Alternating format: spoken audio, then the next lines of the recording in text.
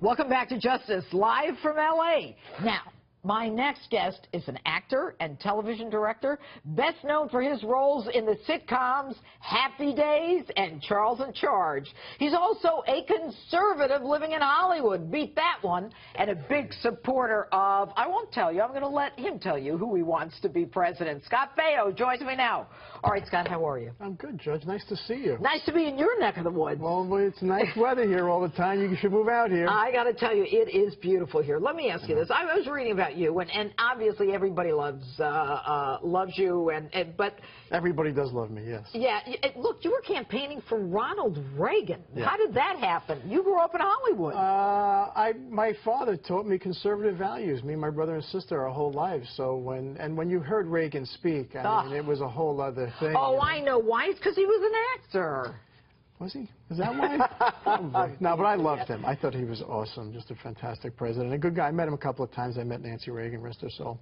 Yeah, but you worked for him. That's rather unusual for an actor, isn't it? I did. It is. To work for a Republican, yeah, it is very unusual. But there's more of us out here than you would think. Yeah, there really is. And in my next segment, Street Justice, you're gonna see some of that. But who are you supporting for president? Trump.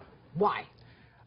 It's very simple because when he speaks, I understand him. He speaks like I speak. He communicates with people very well. I want him, as any one person can do, is to go into Washington and blow it up. I'm fed up. I'm done with them. I'm done with the Republicans. They've lied and conned and BS'd me for a very long time now, and I don't even consider myself a Republican anymore. I'm a conservative independent. And lastly, listen, they're going to attack whomever the Republican nominee is, and we need somebody to relentlessly attack Hillary. And that's the only way we're going to win, because just getting above the fray and not getting in the dirt and we're better than that doesn't work anymore. And yeah, I'm sorry. I try to be a classy guy and a good guy, but to win elections nowadays, the Democrats and the liberals attack viciously. You know what I don't like, Scott? What I don't like is the Democrats and the Republicans and this one and that one. Look, we're all Americans. I agree. You know, and yet we are so dug in. And as we go forward to November, it's going to be even more dug in. I agree. So what do you say to people who say that Donald is divisive? I don't. You could say anybody. You could say I'm divisive. The things that he's saying are the things that people are thinking. And for me, it's just common sense stuff, you know, and that's what's bugging me. And to tell you the truth, you know, it's getting to the point where we are so dug in, and it's unfortunate. But at the end of the day, for me, I tell people that are liberals, I say, listen, here's the thing about me. Conservatives want you to live your life. Liberals want you to live their life. So I say, you do what you want, and I don't really care. So live your life. Leave me alone. Okay. But I get the dug-in part, though, but go ahead. Yeah, but what about the fact that you're in Hollywood? I mean, are there a lot of people who think the way you do? What's the Hollywood vibe?